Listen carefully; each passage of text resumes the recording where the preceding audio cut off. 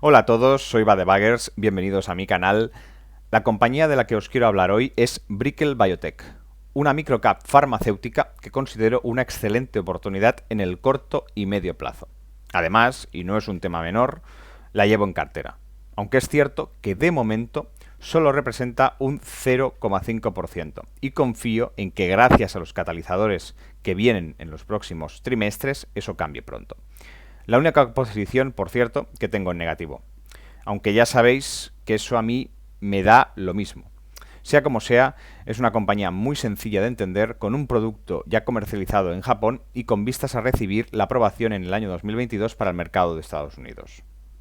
Así que vamos a ello. Eso sí, antes de empezar, si te gusta la inversión y las small caps tanto como a mí, te pido que te suscribas al canal, le des me gusta al vídeo y te animes a dejar un comentario con tu opinión. Y ya que estamos, si me quieres seguir en Twitter, adelante. Nos ayudaremos entre todos a conocer mejor esas futuras multibaggers. Ya sabéis que mis mensajes directos están siempre abiertos en Twitter, estaré encantado de debatir, comentar, filosofar sobre acciones y por supuesto conocernos mejor. Es algo que me encanta. Como siempre, también el disclaimer, que no puede ser algo que falte en la presentación. Esta presentación no constituye ningún consejo de inversión ni es una asesoría financiera. El propósito de la misma es meramente divulgativo o de entretenimiento, si se quiere. Cada uno es responsable de las decisiones de inversión que toma. ¿Qué problema resuelve Brickell Biotech? Bueno, pues básicamente Brickell Biotech se orienta a tres tipos de problemas o a tres tipos de afecciones o enfermedades. Por un lado, la hiperhidrosis, que es la sudoración excesiva. Por otro lado, las afecciones autoinmunes, ya sean de carácter general o de carácter dermatológico. Y por último, las neuroinflamatorias. Hablamos de afecciones que afectan, en el caso de la hiperhidrosis, de la sudoración excesiva, a un 10% de la población. Hay algunos colectivos poblacionales que tienen unos datos diferentes, más altos, más bajos.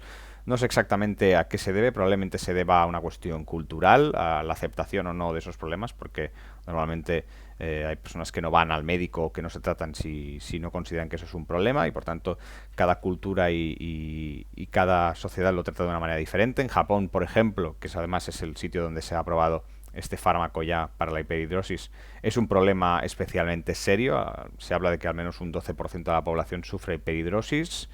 Es además un tema bastante, no diremos tabú, pero sí diremos un tema importante para los ciudadanos japoneses, cuidar mucho ese tipo de presencia, ¿no? El hecho de no tener manchas de sudor, etcétera, es algo que valoran mucho y por tanto es un tema especialmente trabajado.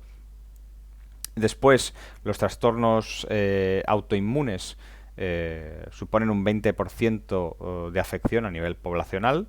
Hay muchos tipos, desde reumatoide, artritis reumatoide, pasando por diabetes tipo 1, eh, el, la dermatitis atópica, etcétera. Entonces, es otra línea que también quieren trabajar. Y por último, las enfermedades neuroinflamatorias, que son las que están relacionadas con la inflamación del sistema nervioso central y del cerebro, que son enfermedades mucho más concretas y que tienen un nicho más pequeño, pero también al estar huérfanas de tratamiento, pues suponen una oportunidad comercial más importante.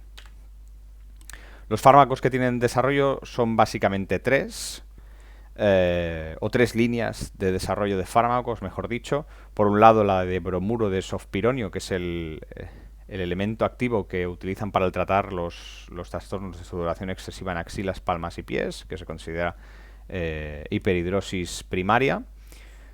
Por otro lado, los fármacos orientados a inhibir el gen DYRK1A, que es un gen bastante importante en el desarrollo de las personas.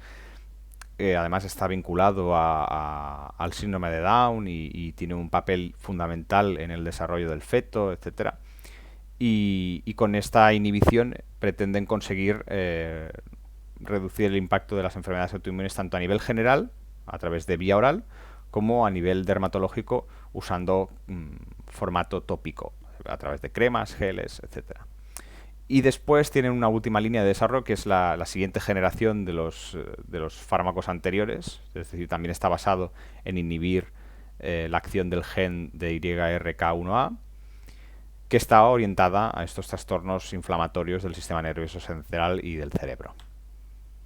Este es, digamos, el pipeline que tienen ahora mismo. Como os comentaba, el producto que tienen comercializado es el que está orientado a tratar la sudoración excesiva, que lo tienen comercializado a través de un partenariado, de una asociación con Kaken, que es una compañía farmacéutica no la más relevante, pero sí tiene un tamaño significativo. Son unos 850 millones de dólares de facturación al año. Y llegaron a un acuerdo para su comercialización en 2015. Han recibido ingresos en concepto de ese acuerdo durante los últimos años y ahora están pendientes, pues, de recibir los distintos royalties que hayan acordado con ellos, porque son secretos, en el acuerdo no aparecen los porcentajes, y las distintas remuneraciones por los hitos que se vayan consiguiendo con las ventas que se vayan produciendo. Después veremos el número de ventas, veremos las previsiones que hay, lo que pueden obtener a partir de los royalties que tengan.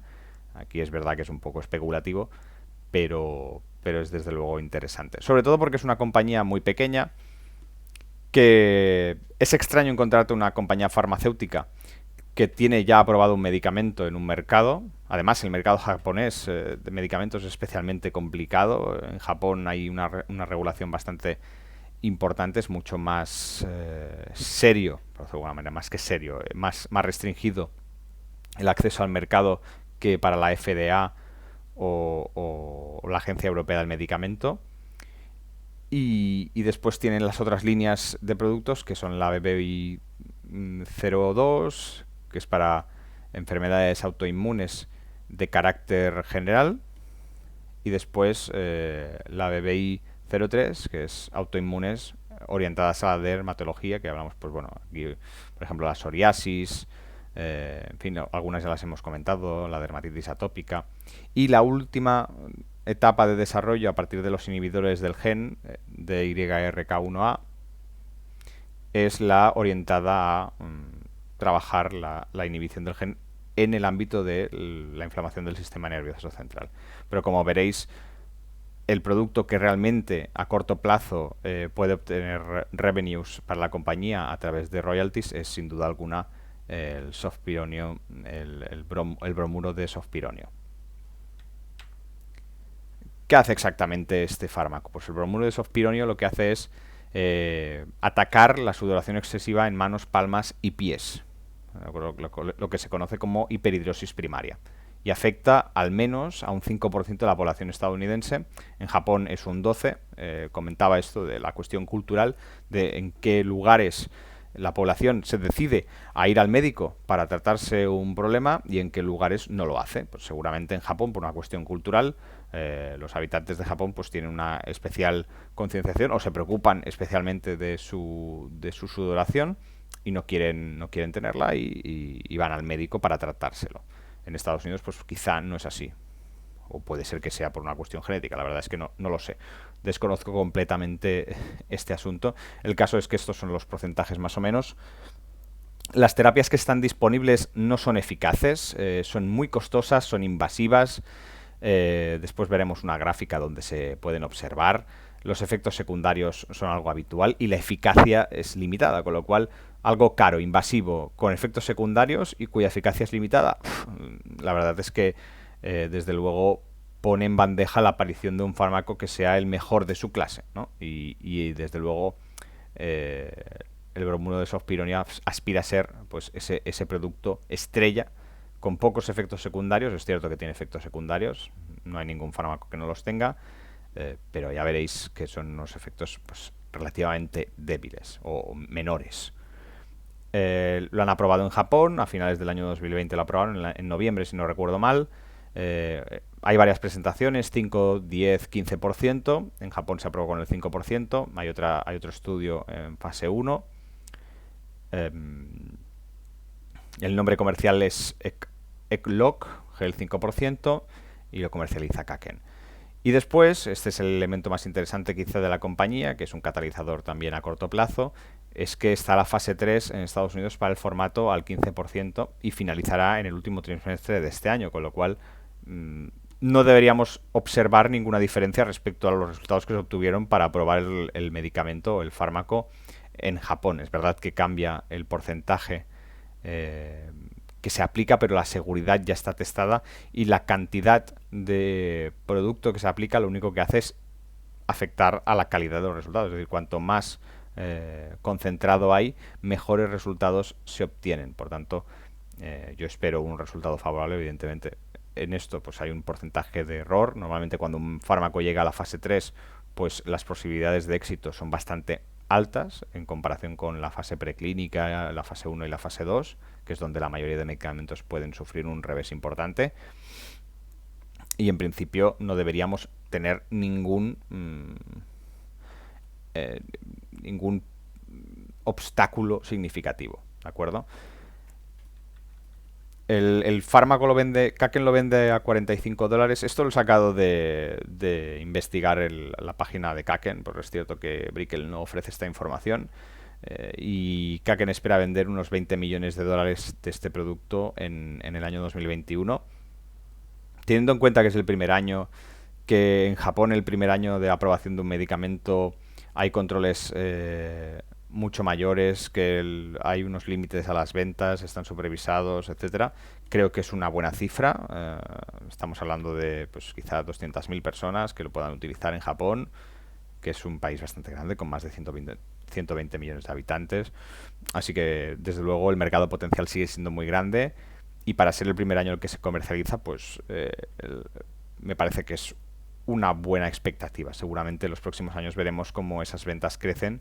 De hecho, la mayoría de fármacos de Kaken son fármacos que tienen unos revenues mucho mayores, así que no esperaría nada menos. Aquí existen las distintas alternativas. Pues veis que se utiliza Botox para evitar la sudoración. Hablábamos de terapias invasivas. Evidentemente antitranspirantes, la cirugía incluso para extirpar glándulas sudoríparas y los anticolergénicos, que es el ámbito donde se ubica Brickell Biotech con su producto de bromuro de sofpironio, que tienen pues bueno fármacos, pero que son fármacos que tienen efectos adversos muy superiores a los del fármaco que aquí se propone. Evidentemente la oportunidad de mercado es muy grande en Estados Unidos, más de 15 millones de personas, lo cual significa mucho para una compañía que capitaliza menos de 100 millones de dólares, capitaliza ahora mismo unos 60 millones. Es potencialmente el mejor producto de su clase, el mejor medicamento de su clase. Hemos visto las alternativas y no parece que sean lo suficientemente interesantes. Y es cierto que el hecho de que se haya comercializado en Japón ya nos indica que el producto es bueno y es apto para su comercialización en Estados Unidos. Además está la protección de propiedad industrial, y la patente se puede extender hasta el año 2040, lo cual es excelente. Esta es la tabla de efectos secundarios. Creo que está bien ponerla sobre la mesa, evidentemente. Pues bueno, el síntoma más habitual es la boca seca, ¿de acuerdo? Pero bueno, también tienes visión borrosa, en fin, dolor en la zona de aplicación, que es un efecto bastante significativo, un 9,3% en la solución al 15%. Como veis, la del 5% pues tiene muy pocos efectos secundarios. Cuanto más aumentas la dosis, pues mayor efecto tienes, es lógico, pero no me parecen efectos secundarios especialmente graves, sobre todo teniendo en cuenta que la mayoría de personas que lo utilicen probablemente no sufrirán ninguno de estos efectos, con lo cual no dejarán de utilizar el producto, sino que lo utilizarán. Por tanto, en este sentido, yo me sentiría satisfecho, ¿no?, de los resultados que se pueden ver. Además, no hay dermatitis prácticamente, prurito tampoco. El dolor en la zona sí que puede ser significativo. También habría que ver qué clase de dolor, qué cantidad de dolor, pero bueno, al final efectos secundarios tienen todos los medicamentos y tampoco deberíamos horrorizarnos por esto. Otra cosa sería que le diesen embolias o que provocase problemas, no sé, colapso respiratorio o migrañas. Al final esto quizá es un pequeño precio a pagar por evitar tener una sudoración excesiva que te impide relacionarte con normalidad con el resto de personas, ¿no? Es algo que se tiene que valorar, evidentemente. Pero en Japón parece que, desde luego, al menos la solución al 5% la consideran no solo tolerable, sino que deseable. Os quería comentar también la plataforma inhibidora, porque al final es el futuro de la compañía a medio plazo. Es evidente que todavía, al estar en fase preclínica, pues no se puede extraer una conclusión cerrada al respecto, pero es evidente que al tener 3 líneas de fármacos en desarrollo con este ámbito, pues seguramente los revenues que se obtengan del el bromuro de sofpironio irán a financiar los distintos estudios clínicos de estos productos, que ya os digo que es algo que sería bastante razonable. En fin, son trastornos autoinmunes, hay un amplio gama de patologías, ya lo hemos visto, la dermatitis atópica, la artritis reumatoide, afectan a un 20% de la población, la inhibición de la enzima, bueno, de las enzimas que se producen a partir del gen, bueno, perdonad, aquí en realidad es un error mío, no es de la enzima, de la inhibición del gen, se pretende rogar pues, controlar numerosas enfermedades de carácter autoinmune. Como ya os digo, está en fase preclínica. Hasta el año 2022 no van a empezar a reclutar a las personas para formar parte del ensayo de fase 1. Y lo que sí es relevante es que probablemente, si sale bien, será el primer medicamento de su clase. No hay nadie que tenga otro medicamento de este estilo en circulación, lo cual es ventajoso porque a la hora de desarrollar los medicamentos, si tú consigues que la FDA o la Agencia Europea del Medicamento te autoricen este fármaco como uno de primero de su clase, puedes obtener una velocidad de aprobación muy superior. Aquí os he puesto oral, que es la forma de administración. Así como el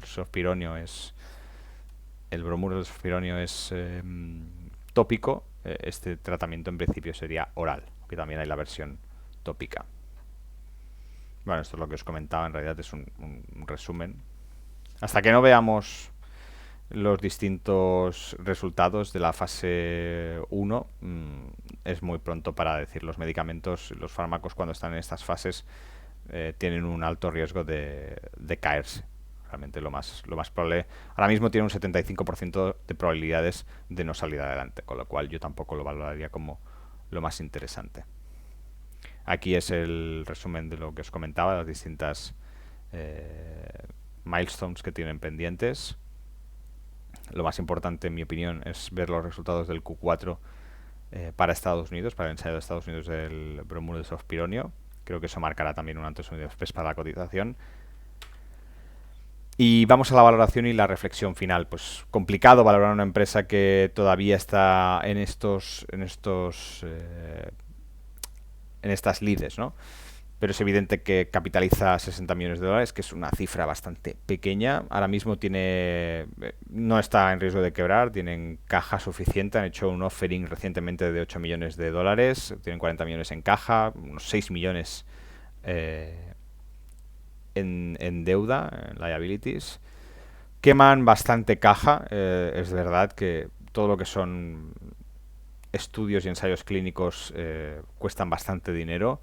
Y quema este año creo que llegará a los 40 millones de dólares en pérdidas. Evidentemente va a necesitar financiarse. La gran pregunta es cómo lo hará. Si conseguirá llegar a acuerdos como los que firmó con Kaken, pero mucho mejores, o si tendrá que recurrir a offerings, como ya ha hecho este año, ofreciendo 8 millones de dólares en acciones.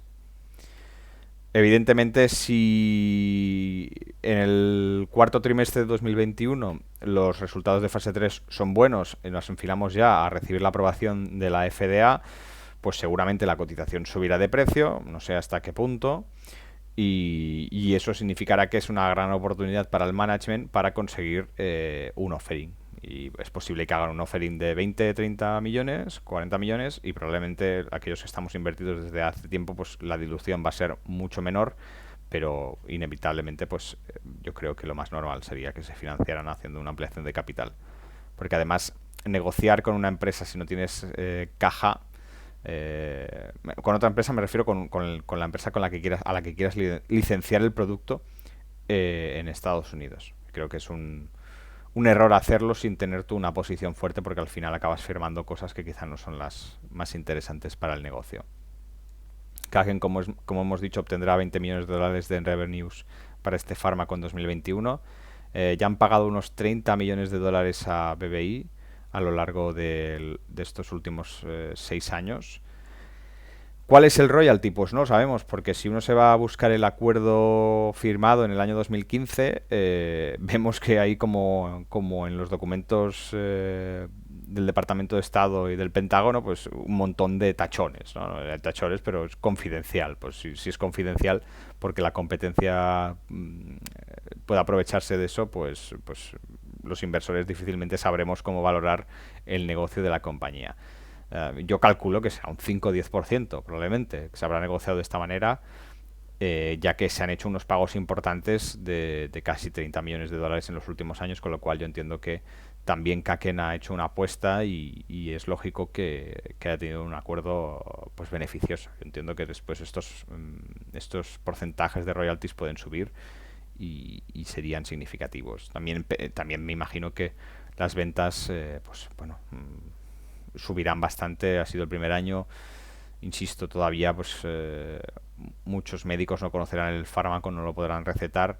A lo largo que vaya pasando el tiempo, pues seguramente las ventas subirán, ya aunque ni sea por el boca a boca, con lo cual 20, 30, 40, 50 millones de dólares al año en revenue no me parece una cifra eh, poco importante para el mercado japonés. Seguramente llegará a más, y eso significará que bueno, irá recibiendo Brickell unos fees, unos royalties, que pueden ser, pues, si es un 5 o un 10%, pues 1 o 2 millones de dólares al año. Evidentemente, si son 100 millones, por ejemplo, que vende Kagen, pues la cifra ya sube a otros niveles. Ya estamos hablando de 5 o 10 millones de dólares al año en royalties, más los distintos milestones que hayan pactado a nivel de cifra de ventas en absoluto, ¿no?